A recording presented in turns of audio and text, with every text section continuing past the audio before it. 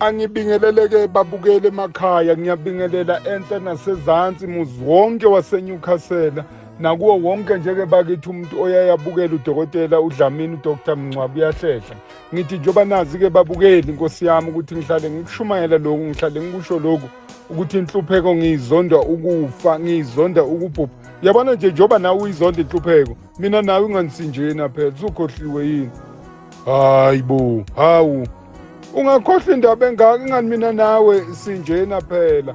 Inhlupheko nje mina nawe asiyifuni, kuyenzeka-ke phela isithinta-thinte nje kancane, kodwa iqiniso lithi inhlupheko akekho noyedwa umuntu oyithandayo.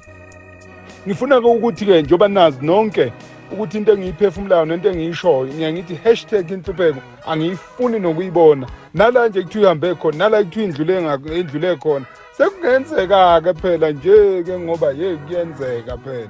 Kodwa nje angiyifuni. Ngineqiniso ukuthi nawe uhamba kunye nami noma nawe futhi siyavumelana. Namhlanje-ke babukeli ngise-Utrecht, ngiseMadlangeni la khona ngiye ngamenywa noma ngacelwa khona uDeputy Mayor wala eMadlangeni. Uyeke wafika kimi mathupha, wayifikela qathatha wangena wagcwala indlu.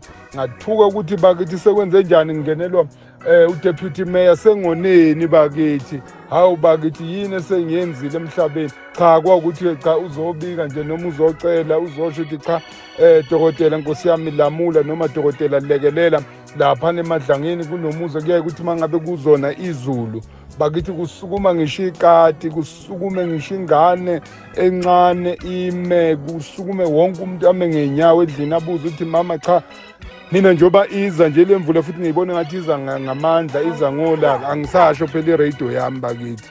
Ngisho imvula phela le esinikezwe ubaba uNkulunkulu. Hayi phela ngisho iradio kaMngcwabo. Ngisho imvula. Ngizoma ngakuphi mina mama? Ngoba liyeza bakithi liza kabi.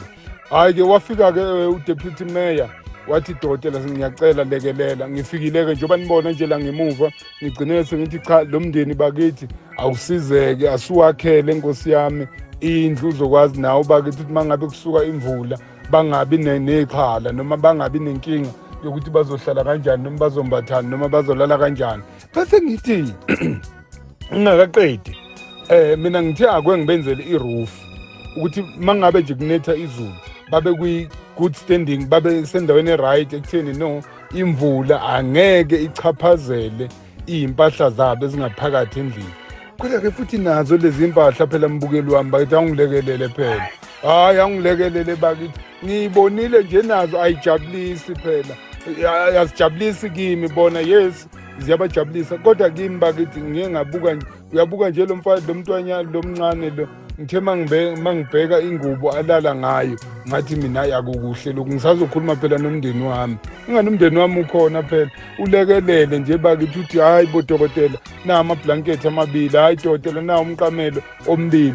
Kodwa-ke futhi lokho kuzokwenzeka ngifunga uma elele emathuneni, kuzokwenzeka uyothi umasipala eba right financial laphana ezansi, thina sizobe siyiqedile le ndlu nomndeni kadokotela uDlamini. Ngiyanibonga ngesupport, ngiyanibonga kakhulu ngesupport eninginike yona. Ngiphinde ngibonge futhi nabafowethu engibathole khona la eMadlangeni abangakhele le ndlu, ngoba lokhu ngiyakufuna futhi ukukusho.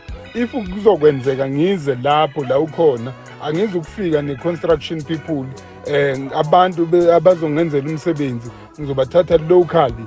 Ngoba ngithi kumele sishiye phela ukuthi endaweni kusale phela leli kati bakithi nalento ezondwa yimivikeke, kungabi ukuthi ugcina kuhlomula kuphela lo muntu esisuke sizomsiza. Nalaba phela abakhayo bakithi kufanele nabo basale bephethe abakuphethe.